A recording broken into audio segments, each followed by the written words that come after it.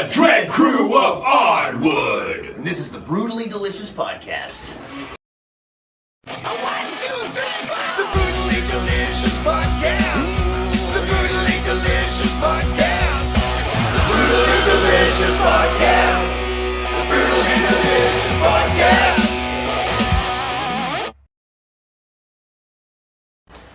What's up, everybody? I am Dark Macek with the Brutally Delicious Podcast. We are here in Madison, Wisconsin at the Mad with Power Festival with some members of the Dread Crew of Oddwood. All but two or something? All but two. Okay, so we got 3 fifths of the Dread Crew of Oddwood. Can you tell me your names? Because I always forget. I'm Captain Wolfbeard O'Brady. I play accordion, and I'm the lead vocalist. Deckard Cordwain, mandolin, vocals. Stark Cordwain, bouzouki, tin whistle, rhythm vocals. Rhythm vocals. Wait. Mostly scatting. Rhythm vocals. I just did some in the bathroom. All right, so sorry for the stupid question. How do pirates sail all the way to Wisconsin? Is this your first time here? Not in Wisconsin. Our first time in Madison, I believe. No, not even that. We played at a anime convention here. Oh! Geek.con. GeekCon. I forgot that was in Madison. So, great question. The real answer to that is pirates are stupid, and we took a plane. I wasn't sure if this is going to be in character or not, but yeah, so We gave money to Frontier Airlines to bend us over. Are you telling me that Frontier. pirates, the gangbangers of the high seas, would be stuck on their wooden boats if they were suddenly going to show up in 2025? No. They would hijack some planes and probably fuck some shit up. I live in Manhattan. We don't talk about this stuff anymore. Oh. So, Also, spoilers, our leather ship can fly. that's good. That's good. True story. Okay, so apparently you guys founded in like 2008 or some shit. That's correct. 2008. Right. So maybe I was just a dipshit and late to the party. It feels to me like you dudes exploded in the last year or two. You were on the tier tour. You're just on 70,000 tons of metal. What the hell happened? We released an album, and it was our first album in like many years. So that's a big part of it. People remembered we existed after that, so that's cool. 70K was a dream gig. It's something that we've always been fans of and we've always wanted to do. And we were like, sick. Yes. Let's go on the boat. We are pirates. This makes sense.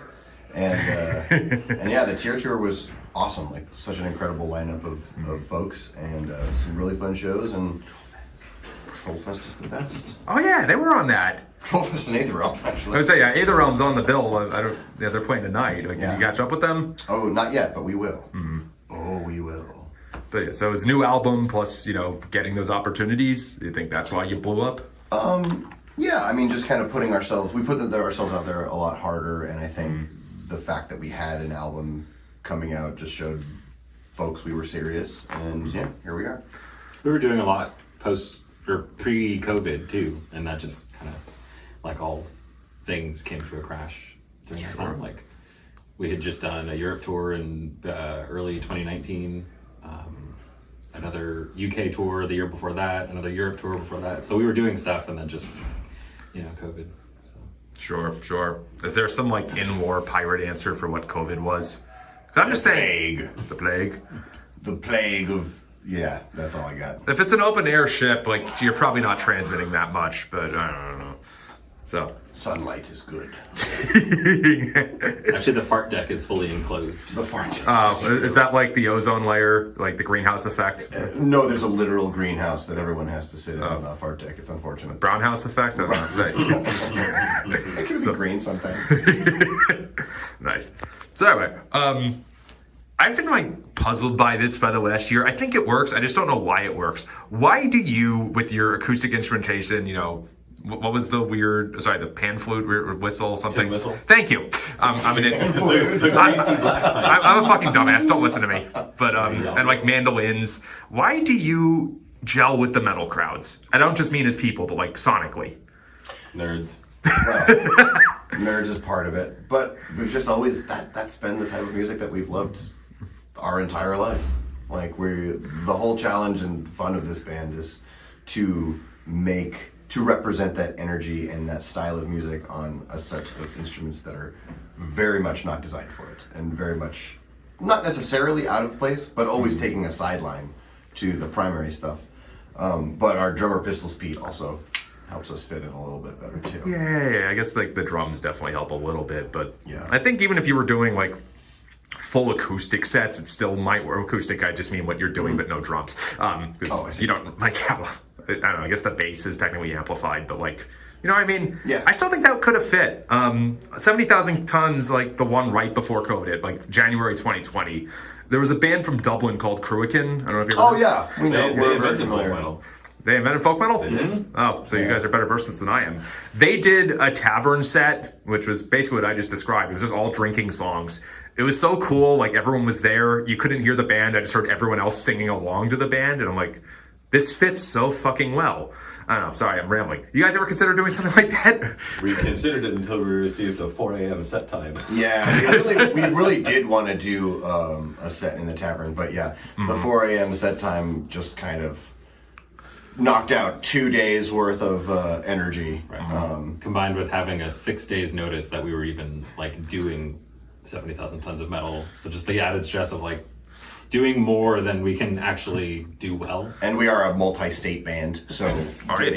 getting everybody together to rehearse just wasn't a possibility in that case. That time frame. Yeah. So I thought you guys were from San Diego. You're multi-state? We originated in San Diego, that is true, but now we are currently split between Southern California and North Carolina. Ooh. I think we were going to say Northern California. I'm like, No, that's that'd be a little bit better. North Carolina. Okay. And maybe some other places, but that's a conversation for later. Wait, what is that? But yeah, it's just a challenge to get everybody together unless we have ample time to plan, which we did not have for 70K. But yeah, we totally would have done that. That's kind of like our background. We kind of started as like a campfire sort of like acoustic jam band situation, like way back in the day, and then we kind of paid our dues doing Renaissance fairs for a long time. And so we're very familiar with the all acoustic sing along act, and we would totally put one together if we ever get invited back. Right. Just personal anecdote here. Years ago, I saw this video of a Ren Fair band they're taking the Hobbits to Isengard. Yes, it was you guys. It's a hundred but percent. It's the most viewed video of us on the internet, And it's not our video. and it's not our It's not a video. it was just fan video. The only Video. ones. Yeah. It's like 1 point whatever million views. We're like, Yeah. oh, that would be nice. I knew that one for years. And then at some point in the last year, I'm showing my girlfriend, I'm like, hey, let's look up this Ren Fair crap. Because like I was showing her Lord of the Rings. And I'm like, that's Oddwood? I've seen these dudes before. I just now made that connection. Like, what year was that? It must have been like 2000, 9 or 10. It's probably 2010. Probably. Before our time. Yeah. Yeah, I think it was either our first or second year doing Bristol, and which is just north of here actually, Bristol, Wisconsin. That was filmed in Wisconsin. Oh, yeah. Was it really? Was it Kenosha? Kenosha's south. That's closer to it's in Chicago, I thought. Kenosha, but- Okay. Oh, well, Hey, I isn't thought it it was south? filmed in Vallejo. no, the Taking the Hobbits to Isengard video, that is from Bristol Renaissance Fair for sure. Are you sure? It's right next to Are you sure? There's, How about now? There's two, but the one that blew up, that one is right next to the pirate ship at Bristol Renaissance Fair. I don't know. I think we should argue about it more during this interview. Do it! Bro, you'll get his views. Especially since 2 of us were in there. Yeah, fuck off. So, Yeah, that, well, you know. that was, yeah, I hadn't even thought about that until one of you just said Ren Fair. And yeah, so with the whole like split band thing, is Madison kind of close to the center of gravity? I guess. I mean, the three of us, we all live within driving distance in Southern California, so yeah. we practice more than the other iterations of the band. Yeah. But yeah, it's a bitch. We wouldn't have chosen this. Just the schism in our world made it a necessity. Well, I mean, you made it, didn't you? Yeah. Again, at the time Pistols Pete joined the band, he did live in Southern California, and then COVID happened. So Sure. moved Sure. to North Carolina. So So, not of our choosing, exactly. sure. We were just talking out in the hallway, but another Wikipedia thing I need cleared up. Something about you dudes formed at an Echo the Dolphin meet. Well, a handful of us met at an Yeah. EchoCon 2008. Yes, There's a whole con for this. there sure was. Wait. It didn't live very long. It's not a healthy community, but yeah, no, a tide of the time, baby. Sega Genesis or Saturn, I forget which. It was too long ago. It was my first system ever. Yeah. Why the fuck are you going to an Echo the Dolphin meet? That game sucked. Get good, bro. I was like 4. You can't expect me to get Echo good. is sick. They actually, like, wait, and explain, please. Look, If you told me World of Warcraft, that would have made so much more sense. there's a But- little. We're way older than that, dude. I don't know how old you think we are. Like World of Warcraft was not like a childhood game for us. That was More like Warcraft. yeah, like we're PC. talking Warcraft like ready to work sort of shit. Like Warcraft 2, StarCraft 1, like those were our heyday. And yeah, like Sega Genesis. I grew up. My friends played Sega Genesis. I played Echo the Dolphin on their thing, and I had fond memories of Echo the Dolphin. I always thought it was bizarre and awesome that like you could have a dolphin be the protagonist of your game. Like I'm talking the 2D one. I remember. And yeah, there's a little bit of irony in that, but fuck off, Echo's sick. Time to time. And then the fucking final boss is this traumatizing alien. It's super bizarre. The whole thing is a super bizarre game. And yeah, you should have been there. Well, I'm sorry that 4-year-old me wasn't a better gamer. It is a challenging game. It is hard. All those Sega Genesis games are pretty hard. Yeah. They didn't have the Lion King. programming. They didn't have the programming skill to like give enough replay value, so they just made them really fucking hard to beat. That was also like back in the day where a lot of them were like arcade cabinet inspired. So it's like, Yeah. keep like the thing in Wayne's World, like there's no second level, just keep feeding quarters. So, well, on the topic of video games, just because I'm being camp right now, do you guys have a favorite pirate game? And I will start throwing them out if you don't know any. Dude, Sid Meier's Pirates. Yes! I fucking Yes! love that game so much. I played the shit out of that game. I mean, I think Black Flag's a pretty great install too. You know, it's a giant hole in my knowledge. I've never played Sea of Thieves. That was what I was thinking you were gonna say. I had Sid Meier's as like, have you played that? yeah. If you didn't answer, oh man, you just got me so good with The that. Monkey Island games are really fun too. But they're like kind of, they're pirate games. Donkey Kong Country 2, Diddy's Conquest. Oh, so fucking good. Funky Kong is Oh yeah. my father. Is he? It's actually No. true. Awesome. What about you? You haven't said. There's pirate characters in Chrono Cross, right? That counts. I'll take whatever. All right, Chrono Cross. I wasn't Final sure. answer. No. Well, sorry. I'm like high on life right now. You just said Sid Meier's. I thought I was the only one that knew that game. Oh, it's so fun. Yeah. It's such a good game. I love, like, in particularly, I mean, obviously building your fleet is really fun. But in particular, like, the sort of turn-based strategy, like when you're invading Yes. an island. Oh, it's so fucking good. Now I gotta go home and it's always like, the governor's beautiful daughter waltzes out of the bed. It's just such a dumb game. I love it so much. Oh god, I got a meme to show you after this. It's about how the game hasn't aged very well, but yeah, you just hit on a big part of it. There are some things they say in the game that would not fly in today's sort of... Oh. Depends if you're talking. I mean, yes. There was the OG that was like 8-bit, and then there was like the Xbox version in like 2004. I've played both, yeah. Okay, yeah. I mostly remember the Xbox one. Yeah. But yeah, fun stuff. Shit, what was my next I think question? the same I'm as off the this now. Xbox ones, there was also just a PC version. Yeah. I mean, it's on Steam and stuff, but I downloaded it for Steam and played like 5 minutes of it and you should play more. said the pirates were stupid. What do you mean? Yeah, now if they had made found it that about stuff. nautical warriors, then we'd be talking about a serious game. But pirates, Wait, what was that? No. but if they had made it about nautical warriors and not pirates, it would have been a better game. What? That was clearly some kind of like inner strife. Come on. Maybe Yeah, like it's just- Sea Marauders. Yeah. we had a band member years ago who was tired of being a pirate, and he was like, you know, I really am just sick of all this pirate bullshit. It's like juvenile and silly. We should be nautical warriors. Oh man. Oh shit. And he was like totally not kidding. But It's like in Fire Emblem when you start as a pirate in level 10, you become yeah, a you when you Right. class up to the prestige classes, nautical warrior. I'm Oh, I was thinking, like, do you guys know the puffy shirt in Seinfeld? Of course. I don't want to be a pirate. We don't actually have any puffy shirts. Isn't that wild? I was joking that pirates are stupid, but I'm not joking when I say Seinfeld is stupid. Excuse me. I'm from Manhattan. I take this with great offense. That's okay. You can take all the offense you would like. I have more to give. Oh, please throw it at me.